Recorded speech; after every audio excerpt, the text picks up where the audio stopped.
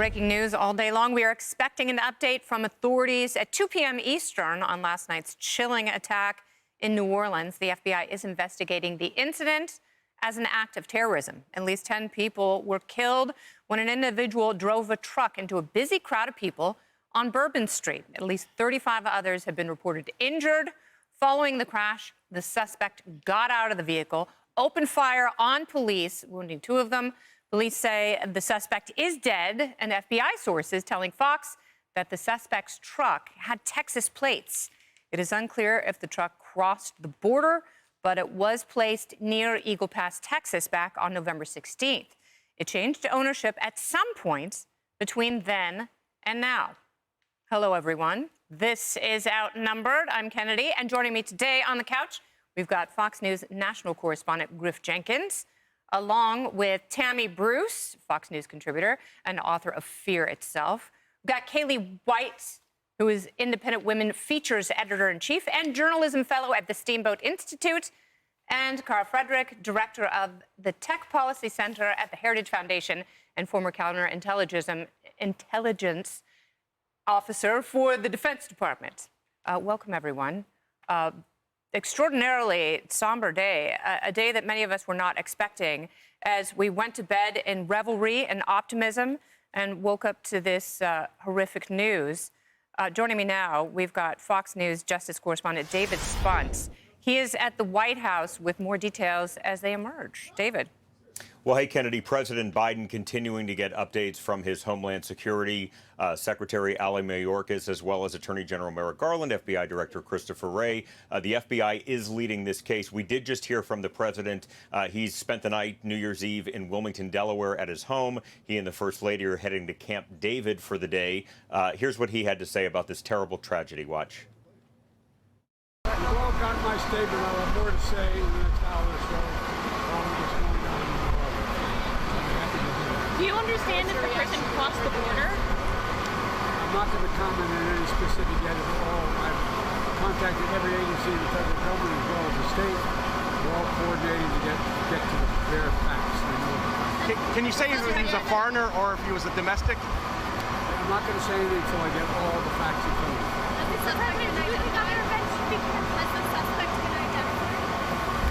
Again, I'm not going to comment until I speak to the group later. I've spoken to every member of the agency, from the CIA to our national security team, to our FBI, NSC, and we're getting gathering all in, and there's been a lot of time to go.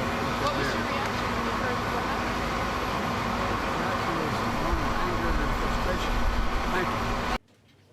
So President Biden giving an update there as we wait to hear from officials in a little while. The president-elect says, when I said that criminals coming in are far worse than the criminals we have in our country, that statement was constantly refuted by Democrats and the fake news media, but it turned out to be true. The crime rate in our country is at a level nobody has ever seen before. Our hearts are with all the innocent victims and their loved ones, including the brave officers of the New Orleans Police Department. The Trump administration will fully support the city of New Orleans as they investigate and recover from this act of pure evil. Now, you mentioned, Kennedy, Eagle Pass. We have some updated information from our sources that, yes, the truck did cross the border at Eagle Pass, Texas. That was in November. November 16th is the latest we're being told. But we're also told that the shooter in New Orleans that committed this terrible tragedy was not the person driving the truck. The truck did change some hands, so they're working on the provenance of that truck and how it got to New Orleans, who drove it. We're hearing several different names. We want to be, of course, careful. We don't want to say anything until we know 100% from law enforcement. What we are going to be getting that update within the next couple of hours from law enforcement on the ground, with the FBI leading the charge here. Kennedy. So, David, it was a pretty quick designation of terrorism. When did that change? Do you know if it was because of the suspect or the nature of the act itself? Well, we were told that there is some terrorism material, something that points to some sort of motive. And the word I was told was terrorism material. The FBI is meticulous when it comes to putting out statements, at least paper statement, because those live on far longer than something that somebody says on camera. And the FBI was very quick, just a couple of hours after this tragedy happened, to say that this is being investigated as an act of terrorism. Attorney General Merrick Garland has has used the word act of terrorism, as well as President Biden, all in those statements. So clearly there's something there that points to some sort of motive that was able to give the FBI some sort of inkling that this is either an act of domestic terrorism or international terrorism. What we don't know at this point is which one, and we're hoping to get that information as soon as possible. David, it's Griff jumping in here. You've done great reporting this morning on this, and it's quite apparent that the details are very fluid. Governor Greg Abbott of Texas just putting out a statement saying that his prayers go out to the victims and that he has directed his Texas Department of Public Safety to immediately get to the bottom of it, because what we know is that this vehicle used in the attack is traced back to Eagle Pass, Texas, which is clearly a border town, but we don't have other details to fill in. Abbott obviously wanting to join in with law enforcement to get to the bottom of it. Do we anticipate that we may learn from officials a little more of why the truck was in Eagle Pass, Texas in November, but then ends up on Bourbon Street for this New Year's Day massacre? Well, we're certainly hoping to learn absolutely why it changed hands, how it changed hands, how many times it changed hands, because at this point, we're just tracing the truck itself. As far as the shooter and the motive of the shooter and whatnot, those details are unclear now. And of course, we don't want to speculate, but we just know that detail about Eagle Pass. But we are told that the shooter does not appear to have been in that truck when it was traced to Eagle Pass not quite 2 months ago, but almost 2 months ago. And lastly, it seems, David, that this escalated quickly when we were learning throughout the morning that President Biden was briefed, along with Chris Wray of the FBI and Attorney General Merrick Garland. What is it like there at the White House? This is a holiday. This is the New Year's Day. Are you seeing an engagement there on the staff there? What do you anticipate from information coming from the White House? Physically at the White House, it's quiet because it is a federal holiday. The president is not here. When the president's not here, the footprint at the White House is a lot less. However, in his statement, President Biden said he's continuing to get updates from his Homeland Security advisor, Secretary Alejandro Mayorkas, Merrick Garland, the Attorney General, FBI Director Chris Wray, all involved. So, of course, there's a lot going on behind the scenes to update the president on what's going on, because, as he said in his statement, people just were trying to enjoy the holiday, and this tragedy is crushing and life-changing. And that's the engagement here at the federal level, is that President Biden is continuing to get those updates. All right, very good, David Spunt. Thanks so much for your reporting on this New Year's Day. We'll look to you for more updates. Okay, all right, let's bring it out. Absolutely. Well, let's bring it out to the couch. So, Tammy, how does this strike you? How does this change the tenor of what we've been hearing and now what we're dealing with? Well, first of all, you think, okay, the excitement of New Year's Eve is over. The first day of the new year is going to be quiet. It's the launch of something new and open and exciting for what we're facing. And then this happens. And at the same time, we saw, of course, the attack on the Christmas market in Germany with a car. We know that this has happened before around the world. It's not an unusual technique, but we also know that it's happened sometimes because somebody is just mad at somebody else and is drunk and does this in a city. So I think we're right to be careful. They seem clearly on the ground to have seen something that makes it clear to them that it's terrorism. Because there's a number of different reasons why people do this. It's an act of mass murder. Sometimes it's not going to be terrorism. Terrorism very specifically about targeting civilians to impact a policy, the direction of a government, something social or political. So they seem rather confident in that regard. But it's heartbreaking, obviously. And it's the kind of situation where you don't want to draw conclusions. There's a lot we don't know. Hopefully with the press conference later today, we'll learn more. But it's about prayers and about recognizing that this nation, with everything going on in the world, there are dangerous situations. Law enforcement is important. They're putting their lives on the line every day, and that Americans can stand up to this and we'll have to deal with it. Yes, and Kara, this is your wheelhouse. Were we expecting something like this? Has there been chatter?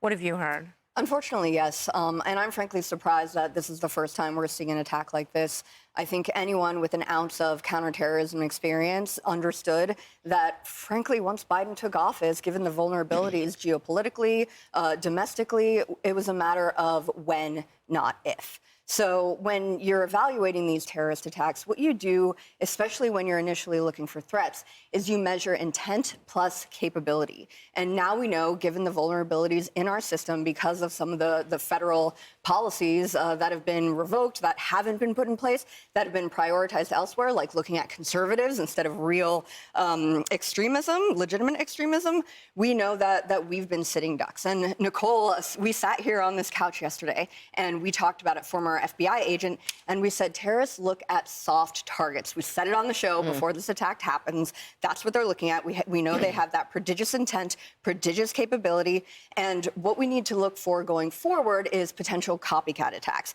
Obviously, this should be all over the news. Americans need to know so they can be vigilant and be aware, but everyone needs to keep their SA up going forward because you are most vulnerable after terrorist attacks in the most recent 24 to 48 hours post-attack. Because we are in a transition period between administrations, does that give us greater vulnerability politically?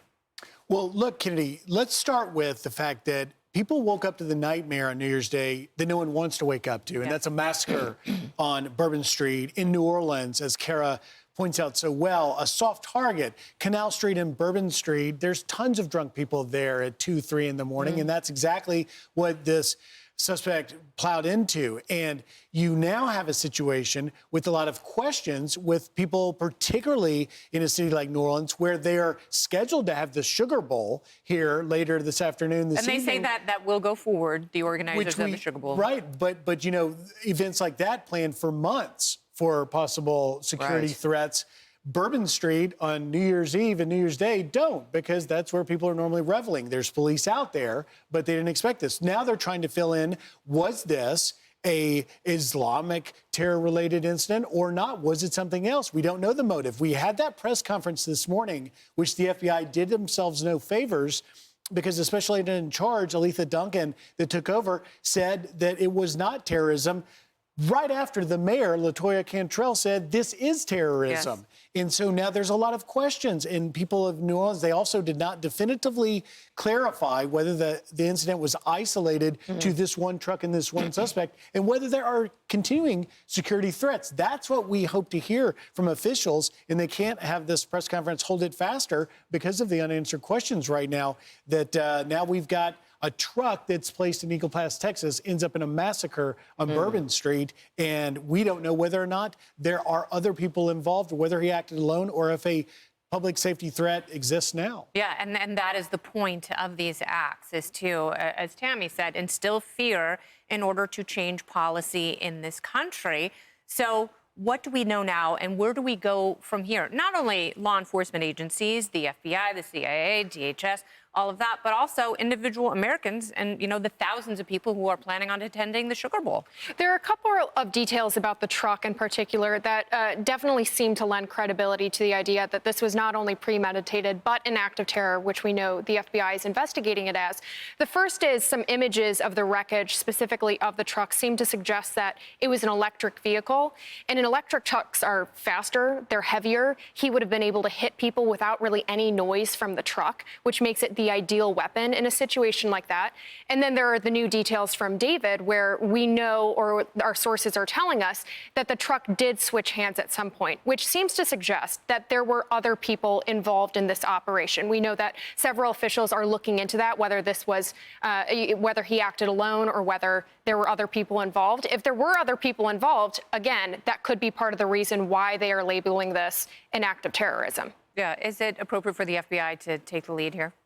Yeah, I think so. At this stage, obviously, as they get more information, they're going to be coordinating with other agencies. They're going to be coordinating with agencies that have an international remit. Of course, they're already talking to them, I can assure you. But for now, given that this happened inside the continental United States, it is fully within the FBI's remit to take the lead. I really hope that they do it well, because we know their track record has not been great over the past 4 years. Yeah. So hopefully, Godspeed, FBI. Let's figure this out. Yes, and it is a wonderful opportunity for the Bureau to have Americans rediscover the confidence they once had in that organization. I'm Steve Doocy. I'm Brian Kilmeade. And I'm Ainsley Earhart. And click here to subscribe to the Fox News YouTube page to catch our hottest interviews and most compelling analysis.